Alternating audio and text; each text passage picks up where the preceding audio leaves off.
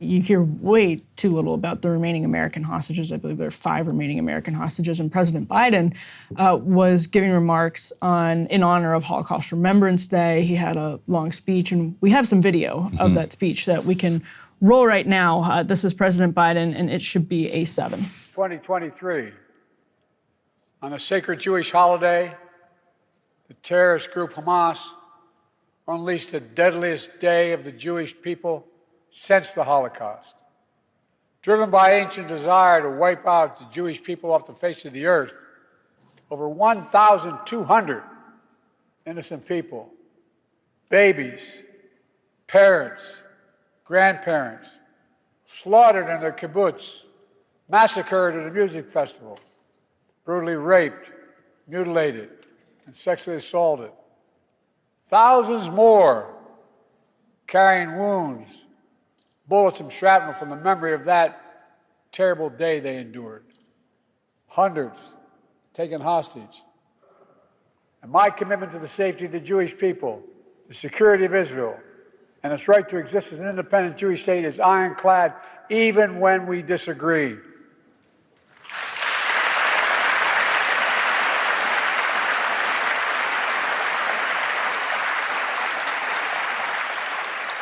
My administration is working around the clock to free remaining hostages, just as we have freed hostages already, and will not rest until we bring them all home.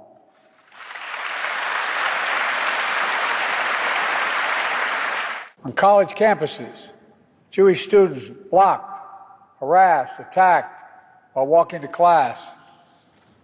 Anti-Semitism, anti-Semitic posters, slogans calling for the annihilation of Israel, the world's only Jewish state. But there is no place on any campus in America, any place in America, for anti-Semitism or hate speech or threats of violence of any kind. Okay, so he did obviously mention the hostages there, but Ryan, we also heard from House Speaker Mike Johnson. Let's roll this clip of Mike Johnson. German universities like those at Strasbourg were at the heart of Renaissance and intellectual life. But it was at those same elite centers of learning where Jewish faculty and students were suddenly expelled, where anti-Jewish courses were introduced, and where professors performed horrific pseudoscience experiments on Jewish people brought from nearby concentration camps. We remember what happened then, and now today, we are witnessing American universities quickly becoming hostile places for Jewish students and faculty. The very campuses which were once the envy of the International Academy have succumbed to an anti-Semitic virus. Students who were known for producing academic papers are now known for stabbing their Jewish peers in the eyes with Palestinian flags. And with our survivors before us, if you close your eyes in the quietness of your own heart, you can almost hear the glass of Jewish storefronts shattered by stormtroopers. You could see fathers being executed at point blank in the ghettos. You can feel a brother's hand slipping out of his sister's as men in uniforms separate them into lines, and they can only mouth to one another, "Everything will be okay," hoping that it would be. You can hear screams coming from the gas chambers. And it's in these troubling times we must look to this audience, to the survivors of the Holocaust and their descendants, to help us remember and to bear witness. Several weeks ago, I am very proud to report to you that the United States Congress overwhelmingly passed security assistance to Israel. All right, so meanwhile, Code Pink caught up with Republican Representative Brian Mast in the halls of, it looks like it was one of the House buildings. Interestingly enough, Code Pink and Brian Mast both tweeted this video. We should mention that President Biden and Mike Johnson were speaking at the same Holocaust Remembrance event in those last 2 clips, but let's roll Medea Benjamin and Brian Mast here. Now that Hamas has agreed to a ceasefire, do you think Israel should agree to it? I think Israel should go in there and kick the shit out of them. Just absolutely destroy them, their infrastructure, level anything that they touch. Fair enough? Congressman, the world is calling for a ceasefire. You used to say if Hamas won't agree to a ceasefire. Hamas had just agreed. It was a proposal put forward by Egypt, Qatar. You know, CIA Director William Burns has been there negotiating. You know what? If and there's an Hamas American agreed to held or somebody else being held, there should be every expectation that Americans come and kill them as well. If there's an American being held, we should go kill the people that are holding them. Why are you so hateful? It's not hateful. It is, because my people are Palestinian. You're killing my people with our tax dollars. And you saying that Those everything people shouldn't associate themselves with terrorists. They shouldn't vote terrorists into office. We keep like saying Hamas. to you, They the shouldn't Israel have is the terrorist. Palestinian Islamic Israel Jihad, is the terrorist. Al-Aqsa Martyrs Brigade, Lions Den, Fatah, all those terrorist We organizations. say to you that are every part of the single Palestinian time, people. majority of people are children. They're the ones that are bearing the brunt Just of because you this. say it doesn't make it true, But you though, do, you which don't is what you believe that constantly. it's children? Let me say this very clearly. I literally Can you don't give believe me a this? word that you say. I think what you see there is the narrow spectrum of political opinion within the power center here in the United States, from Biden to Johnson to Mast. Not a whole lot of differences between them, but not a whole lot of daylight. And we can go over each of them. But did Mike Johnson basically compare campus protesters to Nazis? Like that was like you walk around these campuses and you can hear the screams from the gas chambers. Like If it is wasn't, this where our discourse is? if it wasn't direct, it was certainly getting close to it. And I actually agree with you about the narrow spectrum of opinion because, first of all, Mike Johnson repeated the eye-stabbing claim, the flag. Did you hear him mention that? Well, what I find interesting about that is you have Republican speechwriters, the upper echelon of their career, and they're clearly not even listening because you wouldn't want to embarrass your boss by putting that in a speech, something that's been debunked, putting that in a speech. Surely you could find another example. In fact, we've talked here. We even talked with a student about some of the legitimate examples that are problematic. You could find something, but I think it just speaks to how uninterested in dissent on this they are, how uninterested they are in looking at it through any lens of good faith, rather than just dismissing everyone as Nazis, as anti-Semites, et cetera. And we can talk about this in the TikTok block. I know that we're going to, but this is one of the, I think, biggest problems on the right. But it's not just on the right, it's sort of in the center left too, the sort of pro-Israel center left that is now dismissing a lot of very deeply held sentiments among Gen Z as bigotry, when it's something different for many of them. That's not to say there isn't any legitimate bigotry. Of course there is, but to dismiss all of it, to paint it with a broad brush as bigoted, that's actually reflective, I think, of a deep problem for the right and the pro-Israel center. Yeah, and Biden, who continues to attack campus protesters as just filled with anti-Semitism, like refuses to acknowledge that they may have genuine concerns with what they're seeing unfold in Rafah. He talked about babies killed on October 7th. October 7th was a day of deep trauma. Nearly 700 civilians were killed. Just horrifying day from start to finish.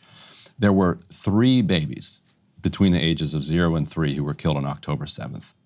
3 too many than should have been killed.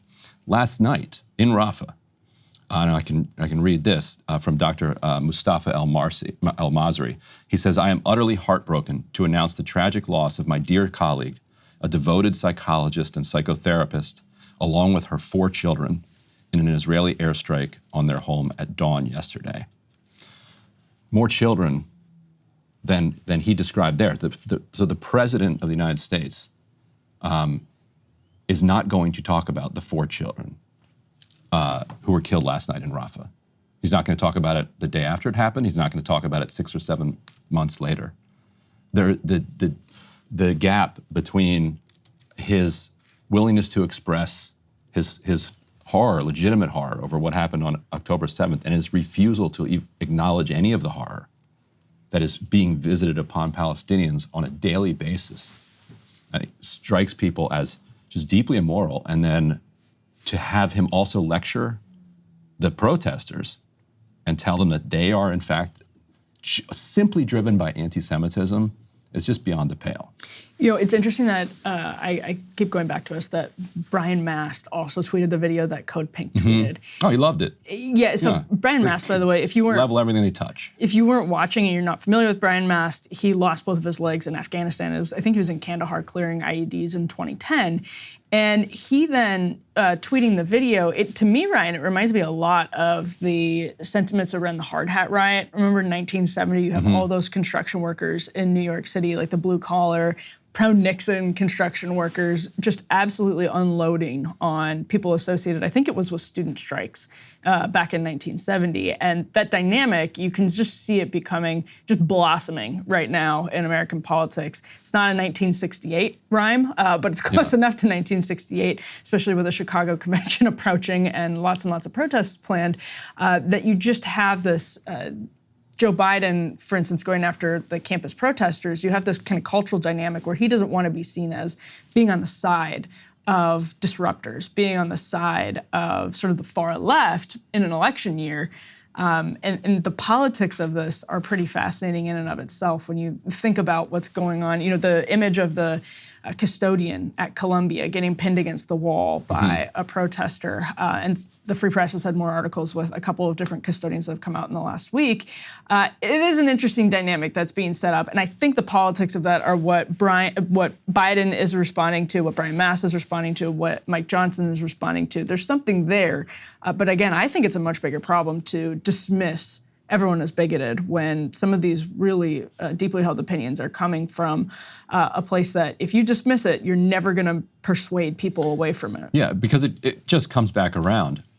The Biden administration, in withholding 3,500 bombs from Israel, will get attacked as being anti-Semitic for being insufficiently supportive of Israel. And those are the terms of the debate that Biden himself has established. And he would... The more that he becomes critical of Israel's operation in Rafah and in general, which he's going to have to do because he has set himself up, because he has publicly said so many times that he is opposed to an invasion of Rafah, which Netanyahu seems intent on carrying out anyway. He's going to speak out against it, and then his own words will be used against him. And he will be told that he's anti-Semitic and because he's insufficiently supportive of Israel's right to, quote unquote, defend itself. So... And by the way, I should mention the Hard Hat riot was in the wake of Kent State, so very on the nose, actually, looking back on that. You might think, why would anyone want to be affiliated with people, letting themselves loose on students who were protesting after Kent State? I think there's a very similar dynamic playing out exactly right now. You say these students are they genuinely are opposing a massacre for students, for their other fellow students. These students are, in some cases, very genuinely protesting what they see as a genocide. In many cases, very genuinely protesting that. Why would you want to be affiliated with the crackdown? And I mean, I think there are pretty obvious political reasons that we're going to see either Joe Biden continue to distance himself from that, but also Republicans embrace the crackdown, run on the crackdown. I think the difference will be that there is always a bellicose nationalist element of the working class, and that's what Nixon was channeling at the time, and that's what was behind that kind of Hard Hat riot. Currently, there's a Democrat in the White House, and it's hard to identify the nationalist impulse right here. It's not like the kids aren't even protesting an American war. Like the kids are protesting an American fueled and funded and armed war. And so I think that the nationalist impulses that do exist in some elements of the working class will be blunted by the fact that why are they going to stand up for a foreign country?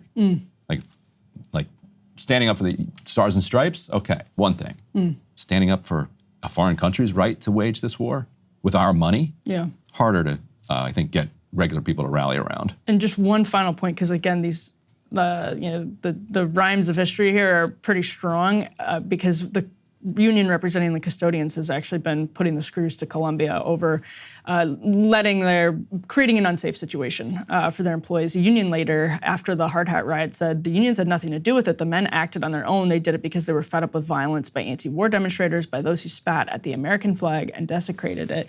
And again, this lumping together of legitimate violent protesters that we see today with the actual peaceful practitioners of civil disobedience.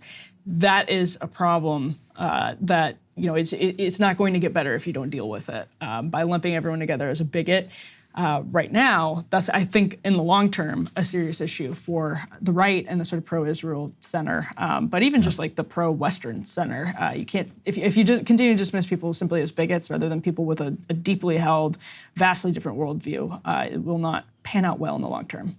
And one thing that we skipped over, but is worth just keeping an eye on, and Haaretz reported that it has agreed to, and it's interesting language, allow basically an American company to occupy the Rafah port. At the State Department briefing yesterday, a reporter asked the spokesperson, Matt Miller, about this report, and he said he had nothing to add to it, was not familiar with what Haaretz is talking about here. But it is interesting that this is being floated through Haaretz, that Israel might attempt to maintain kind of indefinite control of the Rafah border crossing by outsourcing operation of it to an American mercenary company. Just a strange development to keep an eye on, especially as the U.S. is building a port outside Gaza as well, amid all of the fears that the occupation that is underway is not going anywhere. That they're just going to try to lock this area down. Hey, if you liked that video, don't forget to hit the like button and subscribe to Breaking Points. If you want to see the rest of Counterpoints, go to breakingpoints.com to become a premium member and get the full uncut show every morning in your inbox and on Spotify. Help us build independent news and get the full show every morning at breakingpoints.com.